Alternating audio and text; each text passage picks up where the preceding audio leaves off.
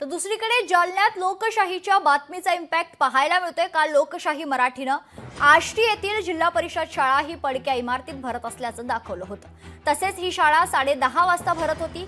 ही बातमी दाखवताच गट शिक्षणाधिकारी यांनी या बातमीची दखल घेत आज या शाळेला भेट दिली असून पडक्या इमारती वर्ग न भरता नवीन बांधकाम झालेल्या वर्गखोल्यांमध्ये विद्यार्थ्यांना बसवण्याच्या सूचना दिल्या आणि शाळा ही सकाळी 10 वाजता भरली पाहिजे। तसेच काल उशिरा येणाऱ्या शिक्षकांना जाब विचारला गेलाय, त्यांना उद्या नोटिसा देखील देण्यात येणार असल्याचं गट शिक्षण अधिकारी अशोक सोळंके यांनी सांगितलं।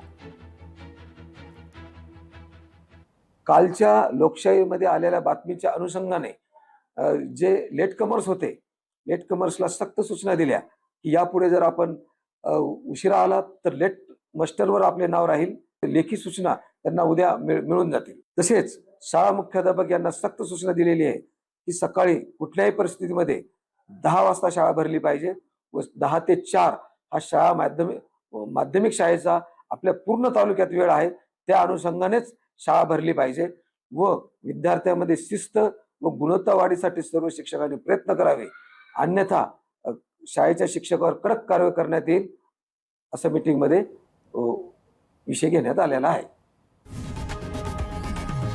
लोकशाही मराठी ऐका, पहा, जागरूक रहा।